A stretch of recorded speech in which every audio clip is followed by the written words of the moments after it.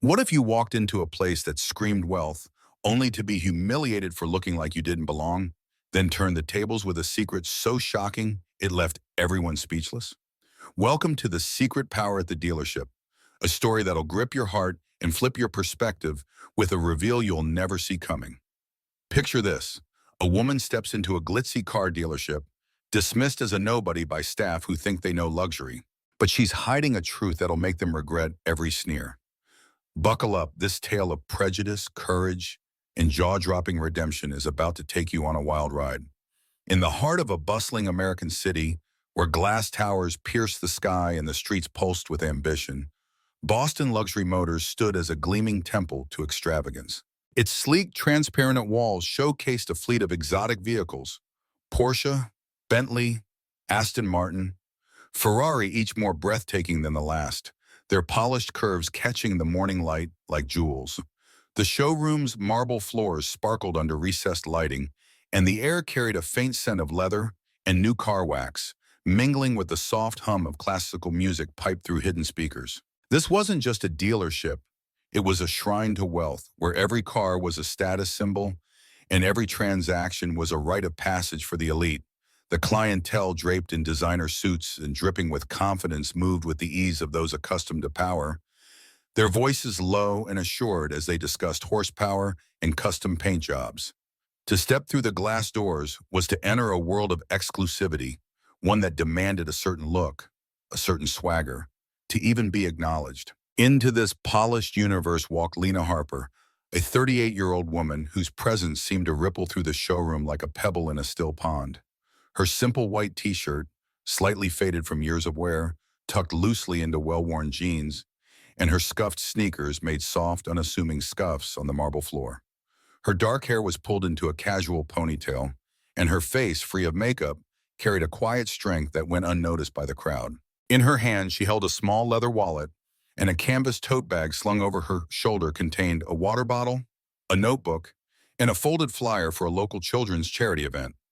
To the casual observer, Lena looked like someone who'd wandered in by mistake, a budget shopper lost in a sea of six-figure cars. But Lena was no ordinary visitor. She was the founder of the Harper Hope Foundation, a nonprofit that had transformed thousands of lives through programs for children with disabilities. Her personal investments and the foundation's success had made her wealthy beyond measure, though her modest lifestyle hid that truth. Today, she was here to buy a luxury car for her sister's 40th birthday, a gift to celebrate her siblings' triumph over a serious illness. But more than that, Lena was here to test the dealership's values, to see if its staff lived up to the principles of respect she held dear. Blake Thornton, a 2-year-old sales manager with a slick smile and a sharper ego, was the first to zero in on Lena.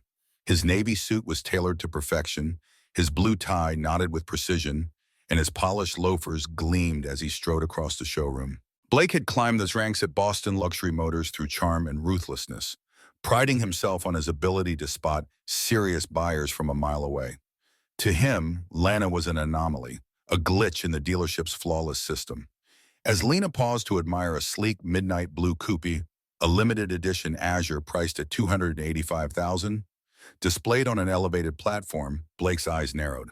Her t-shirt, her jeans, her tote bag, they didn't belong. He adjusted his tie, muttering something to a colleague, and glided over with a smile that was all polish and no warmth. "Good morning, ma'am," he said, his voice smooth but laced with condescension. "You look a bit moist. Can I help you find something?" A few patrons nearby glanced over, their lips curling into subtle smirks, and Blake's confidence swelled, feeding off their silent approval. Lena turned, her dark eyes meeting Blake's with a calm that threw him off balance. "I'm interested in that coupe," she said, her voice steady, pointing to the Azure. "Could you tell me more about it?" Blake blinked, caught off guard by her composure. Most people he confronted, gawkers, dreamers, either flustered or backed away. But Lena stood her ground, her gaze unwavering, and it irritated him. "The Azure?" he repeated, his smile tightening. "That's a limited edition model, one of only 15 made. It starts at $285,000. Maybe you'd be more comfortable with our used car lot. It's a few blocks east." His words were a jab, meant to humiliate, and a soft chuckle rippled through the crowd. Lena's hand paused on her tote bag, her fingers brushing the canvas, but her expression remained serene. "I'd like to see the interior," she said, her tone polite but firm, gesturing to the coupe. Blake's smirk widened, his ego bristling at what he saw as defiance. "That's a very exclusive vehicle," he said, his voice dripping with sarcasm. "We reserve it for serious buyers who make appointments." He didn't move to open the car, his stance a silent challenge, daring Lena to prove she belonged. The crowd's whispers grew louder, and Lena felt the sting of their judgment, but she refused to flinch. Richard Mason, the dealership's owner, caught the exchange from behind a glass-walled office. At 50, Richard was a seasoned businessman, his gray suit exuding authority, his silver hair slicked back with precision. He saw Lena as a disruption to his showroom's pristine image and glided over, his loafers clicking on the marble floor. "Is there a problem, Blake?" he asked, his eyes flicking over Lena's jeans with thinly veiled disdain. Blake straightened, eager to impress. "Just making sure she's not wasting our time, Mr. Mason. She's asking about the Azure." Lena's jaw tightened, but her voice remained steady. "I'm here to buy," she said, her tone measured. "I'd like to see the coupe." Richard's smile was polite but cold, a practiced mask of professionalism. "The Azure is by appointment only," he said, echoing Blake's lie. "Our clientele typically understand the exclusivity of our vehicles. Perhaps you'd find something more suitable at our used car division." His words were a slap meant to put Lena in her place, and the crowd's murmurs grew, some nodding in approval. Daniel, a 24-year-old salesman restocking brochures near a Bentley, watched the scene unfold with growing unease. His oversized suit and nervous demeanor made him nearly invisible to the showroom's elite. But his heart raced as he saw Lena's treatment. Daniel had grown up in a working-class family, and he knew what it felt like to be dismissed. Mr. Mason," he ventured, his voice barely audible. "Maybe we could show her the car." Richard's head snapped toward him, eyes narrowing. "Daniel, stay out of this. Go check the inventory." Daniel bit his lip, retreating, but his gaze lingered on Lena, apologetic. The confrontation drew the attention of Mr. and Mrs. Harrington, a wealthy couple in their 60s who were regular clients at Boston Luxury Motors. Mrs. Harrington, her neck adorned with a pearl necklace, leaned toward her husband, her voice carrying just enough to be heard.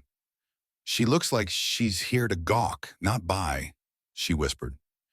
Mr. Harrington, his pinstripe suit immaculate, chuckled, nodding in agreement. Their words were a spark, igniting whisperers among the other patrons, and Blake seized the moment to escalate. "Ma'am, I'm going to need you to step away from the platform," he said, his hand resting on his hip as if it were a weapon. "You're making people uncomfortable." The crowd's approval was palpable, their smugness a heavy weight, but Lena refused to bend. "Uncomfortable?" she repeated, her voice sharp but controlled. "I'm a customer, just like anyone else. Your job is to assist, not judge." Blake's face reddened, his ego bruised by Lena's defiance. "Don't tell me how to do my job," he snapped, stepping closer, his voice loud enough to draw every eye in the showroom. "People like you come in here to dream, not buy. I know your type." The word type hung heavy, laced with prejudice, and a gasp rippled through the crowd. Daniel's hands clenched, his instinct to intervene warring with his fear of Richard's wrath. Richard, sensing the situation spiraling, stepped in, his smile now a thin veneer of control. "Let's keep this civil," he said, addressing Lena as if she were a child.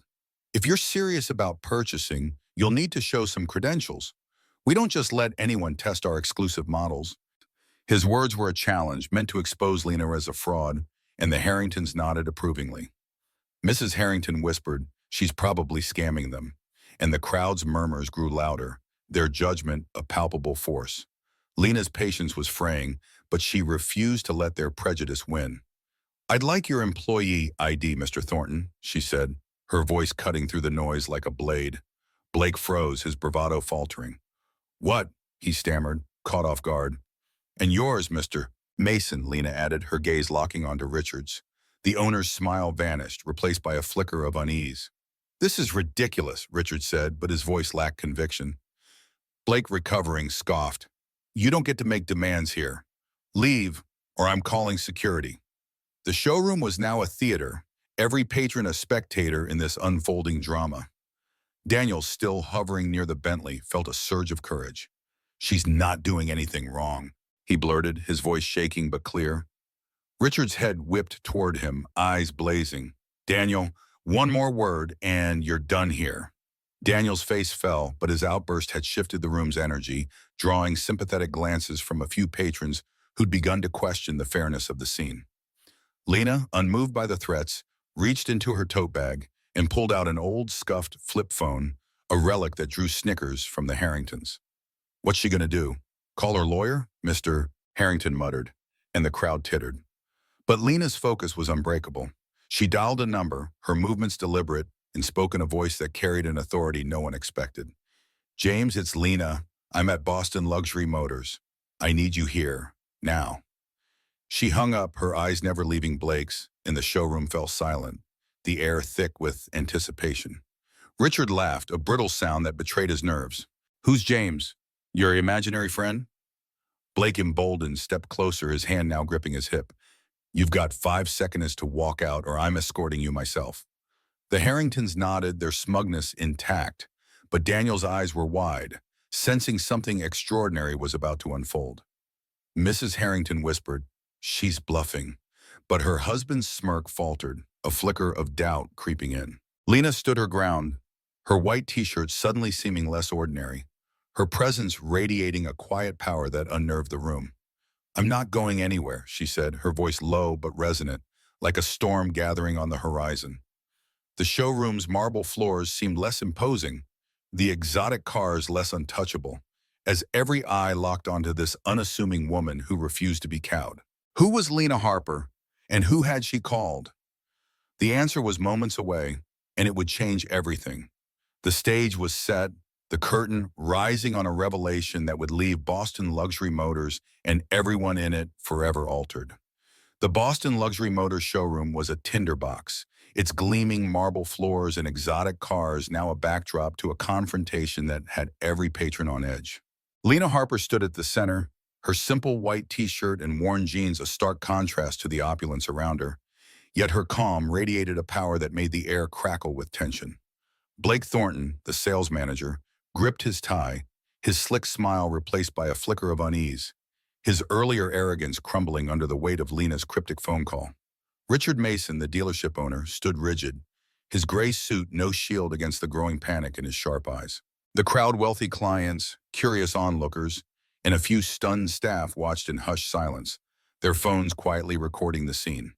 Daniel, the young salesman, hovered near a Bentley, his oversized suit and nervous demeanor betraying his awe, his eyes darting between Lena and the showroom's glass doors, where something monumental was about to unfold.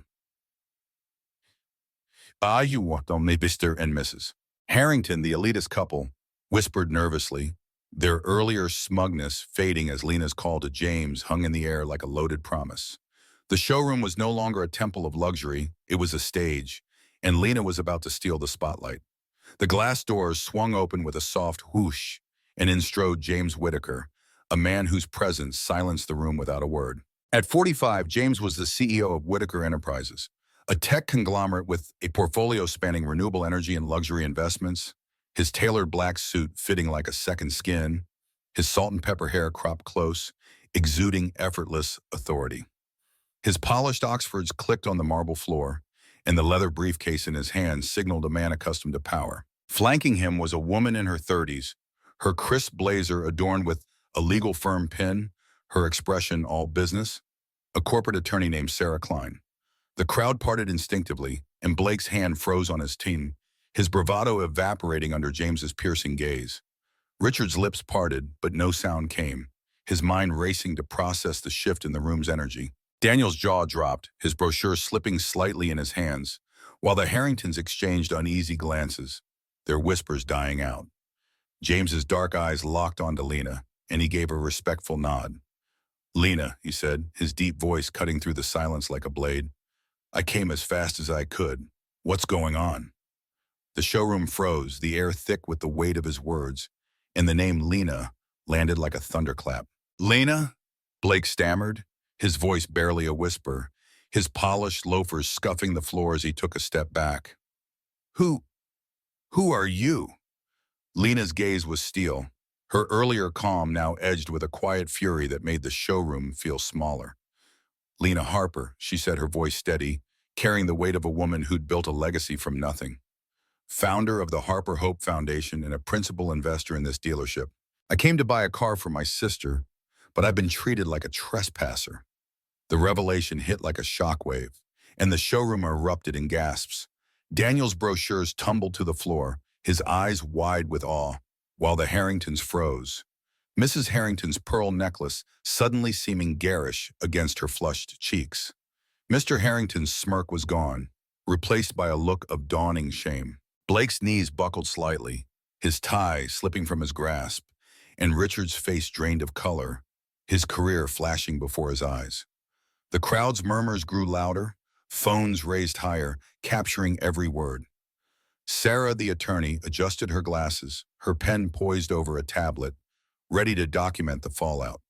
James stepped forward, his presence amplifying Lena's authority. "You're Blake Thornton, sales manager, correct?" he asked, his tone calm but cutting. Blake nodded, speechless, his earlier arrogance shattered. "And you, Mr. Mason," he continued, turning to Richard, dealership owner. "Care to explain why a key investor in your business was accused of not belonging here?" Richard opened his mouth, then closed it, his mind scrambling for an excuse. We didn't know," he said, his voice thin and defensive. "She didn't look like—" James raised a hand, silencing him. "Like what?" he asked, his brow arching. "Like the woman who's raised $50 million for children with disabilities? Like the investor whose funding keeps your doors open?" The crowd gasped again, and Lena's eyes darkened, her resolve unshaken. Lena stepped forward, her white t-shirt now a symbol of her unyielding strength. "I didn't come here to test a car," she said, her voice rising, addressing the entire showroom. "I came to test your values. You, Mr. Thornton, mocked me for my clothes. You, Mr. Mason, suggested I try a used car lot. And you," she turned to the crowd, her gaze sweeping over the Harringtons, "stood by and let it happen." The Harringtons flinched, Mrs. Harrington's hand clutching her necklace, her earlier prejudice now a weight she couldn't shed.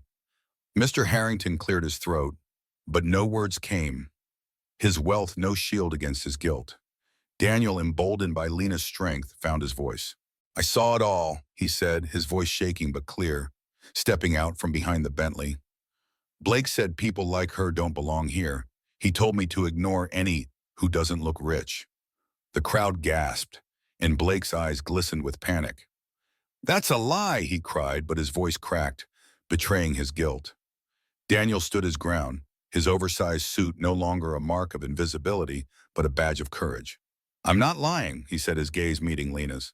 "I saw how they treated you from the start." Sarah scribbled furiously, her tablet's red light blinking as it recorded Daniel's testimony. "This will be a part of the board's review," she said, her voice clipped. "Mr. Thornton, Mr. Mason, you'll need to submit written statements by tomorrow." Blake's voice was barely a whisper. "I didn't know who she was," he pleaded, tears welling as he realized the depth of his mistake. Lena's gaze softened, but her resolve was iron. "You didn't need to know who I was," she said. "You should have treated me like a customer, not a stereotype." Richard, sensing his dealership's reputation slipping away, tried to salvage his position. "Ms. Harper, let's discuss this privately," he said, his tone forced and syrupy. "We can offer you the Azure, a full discount." Lena cut him off, her voice like a whip. "I don't want your car. I wanted a dealership that respects everyone, not just the wealthy." Mrs. Harrington stepped forward, her voice shaky. "Ms. Harper, I was wrong too," she said, her pearls clinking softly. "I judged you, and I'm sorry." Mr. Harrington nodded, his pinstripe suit no longer a symbol of superiority. "We'll support your foundation," he added, and the crowd murmured, some whispering apologies, others grappling with their own biases. Lena acknowledged them with a nod, but her focus remained on Blake and Richard. "This isn't just about me," she said, her voice rising, addressing the entire showroom. "It's about every person who's walked through these doors and been made to feel less than. I invested in this dealership to create opportunities, not barriers." James turned to Lena, his expression deferential. "What's your call, Lena?" he asked, his briefcase a silent promise of action. Lena paused, her eyes sweeping the showroom. The Ferraris, the marble, the faces now watching her with a mix of awe and guilt. I was considering Boston Luxury Motors for a partnership with my foundation, she said, her voice steady but firm. A program to provide adaptive vehicles for children with disabilities. But your actions have put that at risk.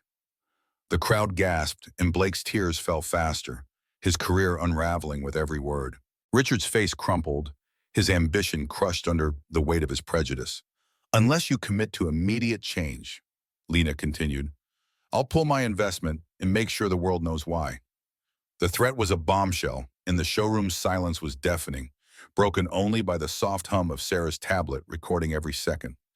Daniel, still standing near Lena, felt a surge of pride. You're incredible, he whispered, his eyes shining. Lena's smile was brief but warm, a flicker of connection in the chaos. James turned to Blake and Richard, his voice cold. You've got 24 hours to submit your statements, he said. The board will review your conduct, and these videos, he gestured to the crowd's phones, will be evidence. Blake's sobs grew louder, his arrogance shattered, while Richard's hands clenched, his dealership's future hanging by a thread. The Harringtons stood silent, their wealth no shield against their guilt. Daniel's courage had sparked a shift, and the crowd's whispers grew louder, some calling for justice, others grappling with their own complicity. Sarah's tablet blinked steadily, ensuring the truth would not be buried. The showroom was a battlefield, and Lena had won without raising her voice. But the war for change was far from over. Blake's career hung in ruins, Richard's authority was shattered, and Boston Luxury Motors' reputation teetered on the edge. What would the board do to salvage the dealership? Would Lena's demand for reform be met? Or would the videos now circulating spark a reckoning beyond these walls? The stage was set for a final act, and Lena's truth was a force no one could ignore. Boston Luxury Motors, once a shimmering bastion of extravagance, was now a crucible of transformation. Its marble floors and exotic cars bearing witness to a seismic shift ignited by Lena Harper's unyielding courage. The videos capturing Blake Thornton's prejudice and Richard Mason's complicity had exploded across social media, tagged with #LuxuryMotorsScandal, and racking up millions of views in mere hours. The dealership's name, once synonymous with prestige, was now a lightning rod for outrage, with boycott calls reverberating from Boston to Los Angeles. Customers flooded the corporate office with emails, some demanding reform, others sharing their own stories of being dismissed at the showroom. Inside, the air was thick with the fallout of Lena's revelation. Blake stood trembling, his navy suit creased, his earlier arrogance replaced by raw panic as tears streamed down his face. Richard clutched a desk, his silver hair disheveled, his sharp eyes dulled by the realization that his dealership's future was unraveling. Daniel, the young salesman, stood near a Bentley, his oversized suit a quiet symbol of his courage, his eyes shining with awe at Lena's power. Mir and Mrs. Harrington lingered in the crowd, their earlier smugness buried under a heavy shame that mirrored the shifting mood of the onlookers. James Whitaker, the tech mogul, loomed with his attorney, Sarah Klein, their presence a silent promise of accountability, their tablets still recording every tense moment. Lena herself was the calm at the center of the storm, her white t-shirt now a badge of honor, her presence a testament to a vision that refused to be dimmed. The showroom was no longer a shrine to wealth, it was a battleground, and the fight for a new era had just begun. Lena's demand for change, a public apology, comprehensive staff retraining, and a partnership with her Harper Hope Foundation hung over Boston Luxury Motors like a guillotine. Blake's voice broke through, raw and desperate. Please, Miss Harper, I didn't mean it, he sobbed, his polished loafers scuffing the floor as he clutched the desk. I didn't know who you were. Lena's gaze was steady, her earlier warmth now tempered by resolve. That's the problem, she said, her voice cutting through the the silence we're in. You shouldn't need to know who someone is to treat them with respect. Richard, his composure fraying, tried to salvage his position. Miss Harper, we can fix this, he said, his tone forced, his gray suit loosening at the collar. Let's meet privately, work out a solution. Lena raised a hand, silencing him. This isn't a negotiation, she said. It's a mandate. You have turned this dealership into a place that excludes, and that ends now. The crowd murmured, some nodding in agreement, others filming with renewed intensity, their phones a chorus of accountability. Outside, the scandal was spiraling into a national firestorm. Maya Torres, a 29-year-old journalist for City Pulse, had been tipped off by a patron who'd shared a video. Maya, known for her incisive reporting on social justice, arrived at the dealership just as James and Sarah were addressing the crowd. Her camera crew captured the tense scene: Lena's quiet strength, Blake's breakdown, Richard's desperation, and her live social media posts went viral, amplifying the story to millions. A key investor was shamed at Boston Luxury Motors for her appearance, Maya tweeted. Now she's demanding change. Will they listen? The hashtag #respect not riches trended within hours, and comments poured in, some praising Lena's courage, others recounting their own experiences of prejudice in high-end retail. The pressure on the dealership's corporate board was relentless, with activists, influencers, and rival brands calling for a reckoning. Inside, James turned to Lena, his Oxfords clicking on the marble floor. "The board's been notified," he said, his voice calm but firm. "They'll see these videos and they'll hear your terms. What's your next move?" Lena paused, her eyes sweeping the showroom, the Ferraris, the marble, the faces now watching her with a mix of awe and guilt. "I want Boston Luxury Motors to be a leader in respect. Not just luxury," she said, her voice rising, addressing the crowd as much as James. "I invested in this dealership to create opportunities, not to gatekeep wealth. If you can't embody that, I'll pull my funding and let the world know why." The crowd gasped, and Blake's sobs grew louder, his career in tatters. Richard's hands clenched, his ambition crushed under the weight of his prejudice. Daniel, inspired by Lena's strength, spoke up again. "Miss Harper's right," he said, his voice steadier now. "I've seen Blake and others dismiss customers who don't look wealthy. It's not just today, it's how this place runs." The revelation drew gasps, and Richard's face crumpled, his authority shattered. Sarah, the attorney, scribbled notes, her tablet's red light blinking as it recorded Daniel's testimony. "This will be part of the board's review," she said, her voice clipped. "Mr. Thornton, Mr. Mason, you'll need to submit written statements by tomorrow." Blake's voice was barely a whisper. "I'm sorry," he pleaded, tears falling freely. "I was just following protocol." Lena's gaze darkened, her resolve unshaken. "Your protocol is prejudice," she said, "and it stops here." Mrs. Harrington stepped forward, her pearl necklace clinking softly. "Miss Harper, I was wrong too," she said, her voice trembling. "I judged you, and I'm sorry." Mr. Harrington nodded, his pinstriped suit no longer a symbol of superiority. "We'll support your foundation," he added, and the crowd murmured, some whispering apologies, others grappling with their own biases. The next day, Boston Luxury Motors' corporate office, housed in a steel and glass tower overlooking the city, was in chaos. The board, led by Chairwoman Evelyn Grant, held an emergency meeting as the scandal dominated headlines.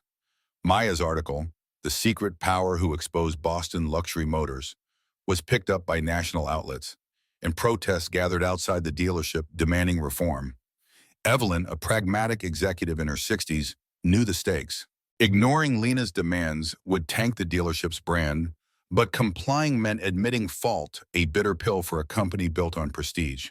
She reached out to Lena, offering a partnership with the Harper Hope Foundation, a public apology, and a $2 million donation to her adaptive vehicle program. Lena, ever strategic, accepted but with conditions: Daniel's promotion to a leadership training program, full staff retraining, and a commitment to inclusive customer service. Evelyn agreed, knowing the alternative was financial ruin. Blake was suspended immediately, his tie confiscated as the board launched an internal investigation. He faced a civil lawsuit for harassment, filed by Lena's legal team, who argued his actions endangered her safety and defamed her character. Richard was demoted to a regional oversight role, his dreams of industry dominance crushed, and required to perform 300 hours of community service at Lena's foundation, a humbling assignment he accepted with gritted teeth. Daniel, however, was the beacon of hope. Lena, impressed by his courage, offered him a scholarship to a business program and a mentorship role at her foundation. Daniel's eyes shone with gratitude, his future now brighter than he'd ever imagined. Lena redirected her adaptive vehicle program to a rival dealership, a community-focused operation that embraced her vision. The launch event was a triumph, drawing thousands, including Maya, who covered it live, and the Harringtons, who donated generously, their earlier prejudice replaced by admiration.